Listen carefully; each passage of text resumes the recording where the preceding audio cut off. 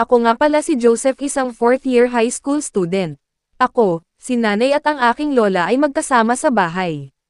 Wala akong nakagis ng tatay dahil iniwan nito ang aking ina nang mabuntis niya ito. Lumaki ako sa simpleng pamumuhay lang at sanay na rin sa hirap ng buhay. Pagsasaka ang aming pangunahing ikinabubuhay. Naitaguyod ako ng aking ina at sa tulong na rin ng lola na dating namasukan bilang yaya sa Middle East.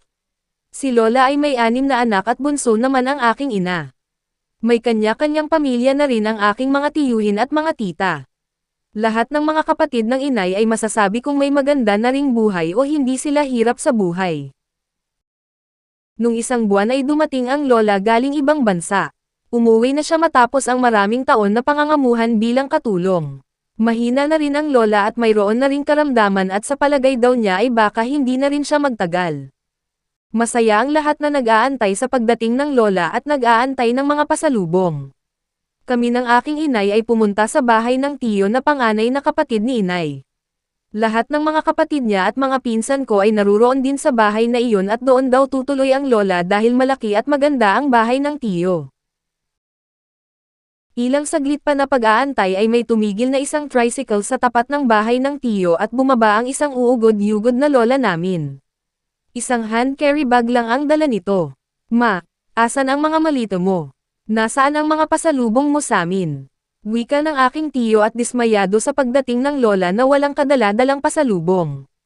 Nako eho, pasensya ka na at ako ay mahina na. Hindi na ko makapagdala ng maraming gamit. Ako ay mahina na, sagot naman ng lola. Lumapit ako sa lola at nagmano, ganun din ang aking inay na masaya sa pagdating nito. Subalit kabaliktaran naman ang nararamdaman ng mga kapatid ng inay at puro pasalubong lang ang nasa isip ng mga ito. May kaunting handaan sa bahay ng tiyo dahil pinaghandaan nga nito ang pagdating ng lola dahil sa pag-aakala na mabibigyan siya nito ng pera at mga pasalubong.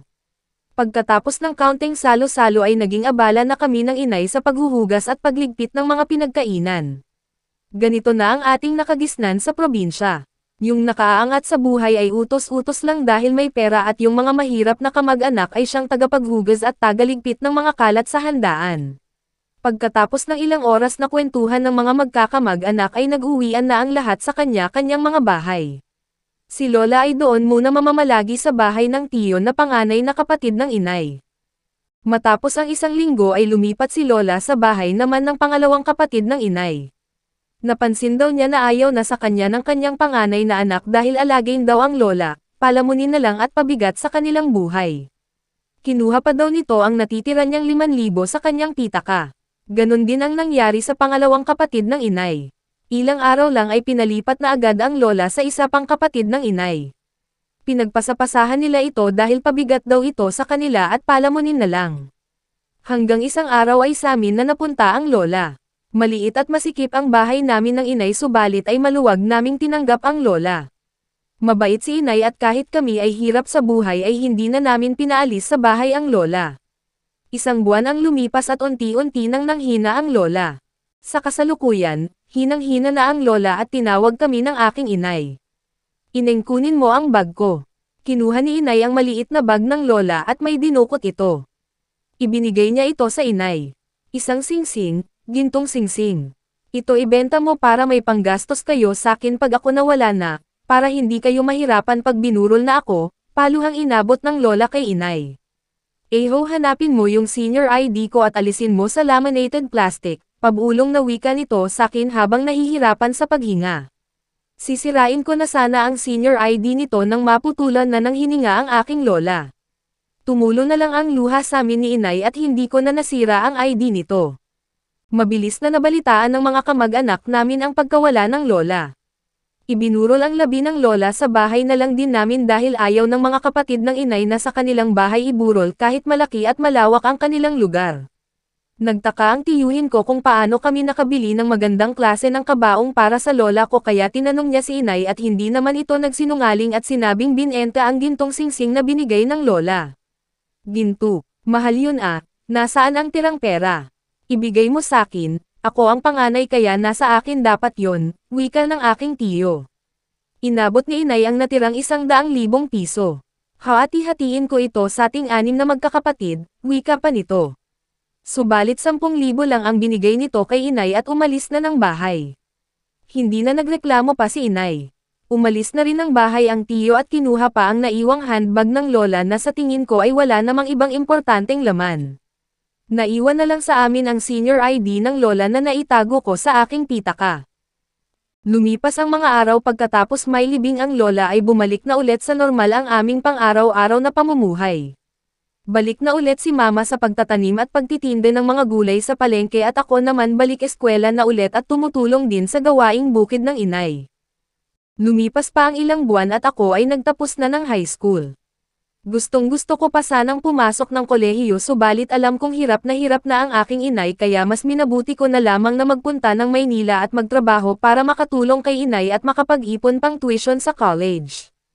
Ako ay nakapagtrabaho bilang factory worker sa Maynila. Natapos ang ilang buwan ay tapos na rin ang kontrata ko sa unang kumpanyang napasukan ko. Mahirap mangamuhan sa Maynila, magastos kumpara sa probinsya. Ang sahod ay parang sakto lang sa mga gastusin. Isang araw habang ako ay nagpapaprint ng aking biodata sa isang computer shop at nagpapa-xerox ng mga ID ay bigla kong nadukat ang senior ID ng lola. Naalala ko ang aking lola at nalungkot habang nakatingin sa kanyang larawan. Naalala ko tuloy na pinaaalis niya ito sa pagkakalaminate. Nang matapos na ako sa aking pagpapaprint ng mga requirements ay umuwi na ako sa aking boarding house. Naupo ako habang nagpapahinga at kinuha ang gunting at ginupit ang senior ID ni lola. Wala naman laman yung kanyang ID sa loob kundi mga ilang salita na nakasulat dito. Ano kaya ang mga salitang ito? Tanong ko sa aking sarili habang binabasa ang mga nakasulat sa unang hanay sa kaliwa na, paraphrase, email address, password, withdrawal address, security code, at iba pang mga nakasulat sa bawat tapat nito. Hindi ko din maintindihan kung ano ang mga ito kaya itinago ko na lanang ulit sa aking pitaka. Ilang araw din ang lumipas at ako ay nagpahinga muna sa paghahanap ng panibagong mapapasukan. Umuwi muna ako sa aking inay sa probinsya. Masaya ang aking inay at nakauwi din ako sa amin pagkatapos ng ilang buwan. Isang araw ay may dumating akong bisita. Si Ben ang matalik kong kaibigan na patuloy sa kanyang pag-aaral dahil medyo may kaya naman ang pamilya nito. Siya ay nasa kolehiyo na at computer engineering ang kinukuhang kurso nito. Magaling sa computer at programming ang aking kaibigan.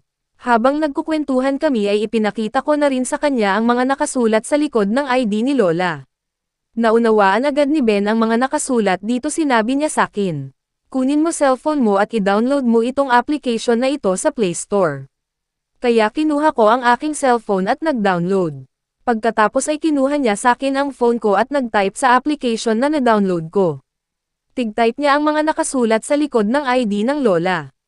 Pagkatapos ay nabukasan ang isang account sa application pagkatapos ma-login ng tama ang mga nakasulat na code. Inabot ni Ben sa akin ang aking cellphone. Nanginginig ang kamay nito habang gulat na gulat at manghang-mangha sa mga nakita sa account ng lola. Kinuha ko ang aking cellphone at tiningnan at nabasa ko ang mga ganito. XRP 500,000 pieces, Bitcoin 5 pieces at kung ano-ano pa. Hindi ko pa rin maintindihan ang lahat na nababasa ko kaya ipinaliwanag niya sa akin ang lahat. Ang mga nakasulat sa likod ng senior ID ng lola ko ay digital wallet ng Bitcoin at cryptocurrency. Mga password at security numbers para mabukasan ang application na tig-download ko. Ito ay isang account na tinago-tago ng aking lola. Makikita rin dito lahat ng mga transactions at history ng pagbili ng lola ko. Iba-ibang araw, buwan, at taon na pagbili. Ibig sabihin ay pinag-ipunan talaga ng aking lola. Ginawa niya itong alkansya in a digital way. Alam mo ba kung magkano lahat yan? Tanong ni Ben sa akin. Magkano ta? Tanong ko sa kanya. Mahigit 100 milyon, nanginginig na wika ni Ben sa akin. Hindi ako makapaniwala sa aking narinig. Ilang oras pa ang lumipas, napahaba ang usapan namin ni Ben about sa account ng lola ko. Sinabi nito na tutulungan niya ko kung paano ang withdrawal ng pera sa account. Lumipas ang mga araw at natulungan ako ni Ben mailipat ang milyong-milyong pera sa account ng lola ko sa mga bank account ko. Mabuti na lang at matalik kong kaibigan si Ben at tapat siya sa akin. Tinulungan niya ko at hindi niloko. Isa siyang mabuting kaibigan. Bilang utang na loob ay pinagkalooban ko din siya ng ilang milyon. Pagkalipas ng isang buwan ay sinabi ko sa aking inay na mayaman na kami. Pero hindi ito agad naniwala hanggang ipakita ko ang mga bank accounts ko kung saan ko tig-withdraw ang mga naipong pera ng lola. Tuwang-tuwa ang inay at hindi pa rin makapaniwala. Ilang araw pa ay nagdesisyon na kami ni inay na pumunta ng Maynila at doon na manirahan malayo sa mga kamag-anak namin.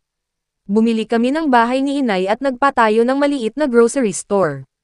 Ang natirang pera ay inilagay ko sa ibang investments at sa bangko upang lumago pa ito. Naging maayos na ang buhay namin ni inay. Tahimik at masaya, malayo sa mga mapanghamak na mga kamag-anak. Nagpatuloy ako sa aking pag-aaral sa kolehiyo at natupad ko ang aking pangarap na makapagtapos bilang accountant. Salamat sa aking lola, salamat sa kanyang mga pagtitiis sa ibang bansa. Doon ko nalaman kung gaano kasinop ang aking lola pagdating sa pera. Kaya mga kapatid, pahalagahan natin ang perang pinaghihirapan ng mga mahal natin sa buhay. Lalo na yung mga nangangibang bayan. Hindi natin alam ang hirap at mga pagtitiis nila sa mga naiwang mahal sa buhay sa ating bansa upang mabigyan ng maganda at masarap na buhay habang sila ay nahihirapan at nagpapakapagod sa ibang lahi. Anong aral ang makukuha natin sa kwento ng lola ni Joseph na dating yaya sa ibang bansa? Bilang mga anak ay ibalik din natin sa ating mga magulang ang tamang pagmamahal na ibinigay nila sa atin nung mga bata pa tayo at alagaan naman silang mabuti sa pagtanda nila. At pagdating sa pera ay kailangang maging masinop tayo at pahalagahan ang pinaghirapang pera upang hindi masayang ang mga pinaghirapan ng ating mga magulang. Hanggang dito na lang at hanggang sa muli. Maraming salamat sa panood at pakikinig. Pahingi naman ng like dyan at subscribe ka na rin sa ating channel para updated ka sa mga bagong kwento na kapupulutan ng magagandang aral sa buhay. Salamat kapatid.